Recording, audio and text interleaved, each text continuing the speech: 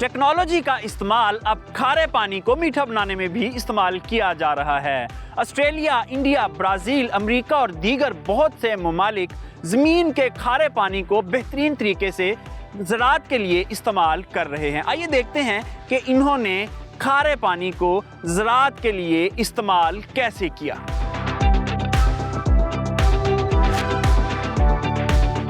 Tubewell के खारे पानी को रिवर्स ऑस्मोसिस प्लांट से गुजारने से इजाफी नमकियात फिल्टर हो जाते हैं और पानी काबिल इस्तेमाल हो जाता है। ये महंगा तरीका है, मगर हुकूमत के ताउन से प्लांट और इसकी कार्ट्रिज मकामी सतह पर तैयार की जाएं तो इस पर लागत में भी कमी आ सकती है। बोर करने से कबल इलेक्ट्रिक गैजेट से ज़ेरे ज़मीन बेहतर पानी तलाश किया जा सकता है और बोर उसी पॉइंट पर ही किया जाए जहां बेहतर पानी मिले। ड्रिप इरिगेशन सिस्टम के जरिए इजाफी नमकियात को केमिकल ट्रीटमेंट से खत्म किया जा सकता है। इसके अलावा स्प्रिंकल इरिगेशन सिस्टम और सेंट्रल पिवट इरिगेशन सिस्टम के जरिए भी केमिकल ट्रीटमेंट से खारे पानी को मीठे पानी में बदला जा सकता है।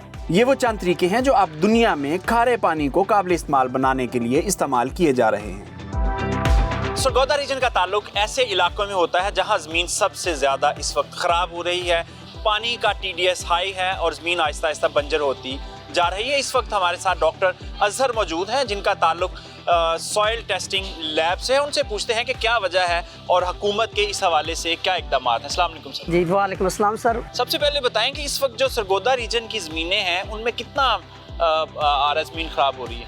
सर, ज़मीन ख़राब होने की जो बेसिक वजह है वो ये है कि नहरी पानी कम है। नहरी पानी की कमी के पेश नज़र फार्मर्स, हमारे किसान भाई मजबूर हैं कि ट्यूबवेल का पानी इस्तेमाल करें। चूँकि हम साल से ट्यूबवेल का पानी चेक कर रहे हैं, ट्यूबवेल के पानी की जो क्वालिटी है वो बहुत ख़राब है। तकरीबन हमारे पास जितने पानी आते हैं 70 to 80% ऐसे पानी है जो ज़मीनों के लिए नुकसानदेह हैं। और ज़मीनों के नुकसानदेह होने की वजह ये है कि उनमें जो नमकियात हैं वो परमिसिबल लेवल से बहुत ज़्यादा हैं। कितनी है एवरेज, कितनी आ रही है? जी, ऐसे है कि मैं आपको छोटी सी मिसाल देता हूँ कि जो बेस्ट पानी है ना इरिगेशन के लिए, वो हम कंसिडर करते हैं नहर का पानी। नहर के पानी की जो EC होती है वो 240 से 260 तक होती है। नहर का पानी चूँकि दरियाओं से आता है और पीछे ग्लेशियर्स पिघल रहे होते हैं, ये पानी दुनिया में सबसे बेहतरीन क्वालिटी का होता है। अब इससे हम तकाबल कर सकते हैं अपने ट्यूबवेल के पानी का।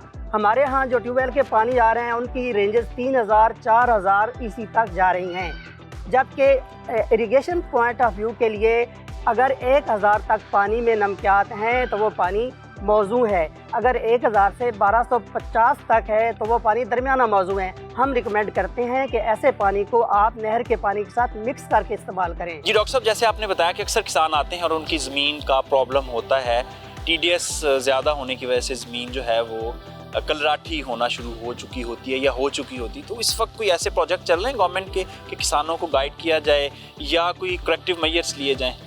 ये हमारी जो लैब है बेसिकली ये फैसिलिटी ये तो प्रोवाइड कर रही है कि फार्मर्स इधर आते हैं, अपनी ज़मीन टेस्ट करवाते हैं और हम उनको टेस्टिंग के बाद बता देते हैं कि आपकी जो ज़मीन है इसमें सैलिनिटी का या सोडेसिटी का इशू है या नहीं है। लेकिन फ़िलहाल हमारे पास ऐसा प्रोजेक्ट कोई नहीं है कि हम उनको कोई उसकी करेक्टिवनेस के लिए कोई चीज़ दे सकें। ऐसा हमारे पास फ़िलहाल कोई प्रोजेक्ट नहीं चल रहा। तो जो किसान हैं जिनकी ज़मीनें ख़राब हो रही हैं और बड़े लार्ज स्केल पे हो रही हैं, तो फिर क्या करें? वो किधर जाएं इस वक्त? सर, मैनेजमेंट है और कुछ चीज़ें होती हैं जिनका जस्ट पता चल जाए कि इसका रीज़न बैक पे ये है तो उसको वो मैनेज कर सकते हैं, उस रीज़न को दूर कर सकते हैं जिसकी वजह से वो मज़ीद नुकसान से बच सकते हैं। बाकी प्रोजेक्ट के लिए जो है वो एक जिप्सम का अगर कोई प्रोजेक्ट आ जाए तो ज़्यादातर ज़मीनें जो सोडेसिटी का शिकार हैं, क्योंकि सोडेसिटी एक ऐसा इशू है जो जिप्सम के बगैर ठीक नहीं हो सकता। तो ऐसी ज़मीनों में जिप्सम डालने की ज़रूरत है। तो अगर कोई जिप्सम का प्रोजेक्ट लॉन्च होता है तो काफ़ी सारी ज़मीनें जो हैं वो बेहतर हो सकती हैं। जिप्सम का कितना खर्चा आता है? सर, फी एकड़ डिपेंड करता है कि हमारी ज़मीन जो है उसमें सोडेसिटी का लेवल के साथ तक है। जितनी ज़्यादा सोडेसिटी होगी तकरीबन अगर आप 20 या 30 बैग भी लगा लें तो तकरीबन 200 के लगभग जिप्सम का रेट होगा। तो मिनिमम तो ये कास्ट है। باقی یعنی یہ 5000 سے کم ہے کاسٹ؟ جی 5000 سے کم بھی ہے اور کہیں میں زیادہ بھی ہے، یہ تو ڈیپینڈ کرتا ہے۔ ایوریج اگر ہم 5000 لگائیں تو اگر گورنمنٹ لارج اسکیل پہ بھی پروجیکٹ دے تو کوئی بہت بڑا خرچہ نہیں ہے، تو کیوں نہیں ہوا ابھی تک؟ سر دوسری ایک چیز جو ہے نا، جو یہ ہے کہ اگر ہمارے پاس جپسم ہو بھی تو جب تک ہمارے پاس گڈ کوالٹی واٹر نہیں ہے تو جپسم کا بھی ہمیں فائدہ نہیں ہے۔ سرگودا میں ایک یہ بھی ایشو ہے کہ نہری پانی چونکہ تھوڑا ہے اور ٹیوب ویل کا جو پانی ہے وہ زیادہ تر خراب ہے، تو ایسے پانی سے زمین جو ہے سوڈیسٹی کا ایشو جو ریزالو نہیں ہو سکتا۔ اچھا ڈاکٹر صاحب، high T D S water جو ہے اس کو کسی طریقے سے قابل استعمال بنایا جا سکتا ہے؟ جی high T D S water کو قابل استعمال بنایا جا سکتا ہے ایک حد تک، اگر ہائی ٹی ڈی ایس ہیں ود ان لمٹ ہیں اس کو مکس کر سکتے ہیں۔ لمٹ کیا ہے؟ جیسے میں نے پہلے بھی بتایا کہ اگر 1250 تک ہے تو ہم کہتے ہیں یہ پانی جو میڈیم رینج کا ہے، اب اس کو ہم نہر کے پانی کے ساتھ مکس کر لیں تو ہم اس کو قابل استعمال بنا سکتے ہیں۔ دوسرا ایک ترقی یافتہ ممالک میں ریورس آسماسس ہوتا ہے، تو وہ جتنے بھی نمکیات پانی میں ہوتے ہیں اس کو وہ نکال دیتے ہیں، لیکن چونکہ یہ بہت زیادہ کاسٹ افیکٹو ہے ہمارے لیے یہ پاسبل نہیں ہے۔ دوسرا یہ ہے کہ ہم اس کو مینیج کر سکتے ہیں۔ مثال کے طور پر اگر ہمارا باغات ہیں اور ہمیں پتہ ہے ہمارے ٹیوب ویل کا پانی خراب ہے تو ہمیں چاہیے کہ ہم مکس کر کے لگائیں۔ اگر ہمارا باغ نہیں ہے، باقی فصلات ہیں، تو ہمیں چاہیے کہ ہم اچھا کچھ جپسم کے پتھر بھی رکھتے ہیں ٹیوب ویل کی ہوتی ہے، اس سے فرق پڑتا ہے؟ آپ نے بہت اچھا سوال کیا ہے کہ بعض زمیندار یہ سمجھتے ہیں کہ اگر ہم نے جپسم ڈال گیا تو ہمارے سارے مسائل حل ہو گئے۔ حالانکہ ایسا نہیں ہے۔ جپسم صرف ایسے پانی میں استعمال ہوگا جس پانی کی آر ایس سی ہائی ہے۔ آر ایس سی ہائی کا مطلب یہ ہے کہ ایسے پانی میں سوڈیم زیادہ ہے، کاربونیٹ بائی کاربونیٹ زیادہ ہے، لیکن کیلشیم میگنیشیم نہیں ہے۔ کیلشیم میگنیشیم کو بڑھانے کے لیے ہم جپسم ڈالتے ہیں، تو ایسے پانی کو ٹھیک کرنے کے لیے جپسم کی لائننگ بھی کر سکتے ہیں آپ، ٹیوب ویل میں بھی پتھر رکھ سکتے ہیں یا کھیت میں بھی جپسم ڈال سکتے ہیں اور اوپر سے آپ اپنا ٹیوب ویل کا پانی لگا سکتے ہیں۔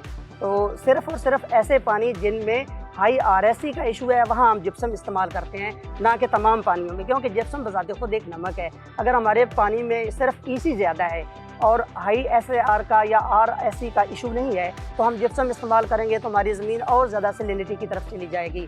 لہٰذا ہمیں چاہیے کہ ہم جپسم ڈالنے سے پہلے زمین اور پانی کا تجزیہ لازمی کروائیں۔ جی بہت شکریہ ڈاکٹر صاحب۔ کسان بھائیو، اگر آپ بھی اپنی زمین کو ٹھیک کرنا چاہ رہے ہیں تو پہلے پانی اور زمین کا تجزیہ کروا لیں اور جس نمکیات کی کمی یا زیادتی ہے اسی حساب سے اس کو ٹریٹ کریں۔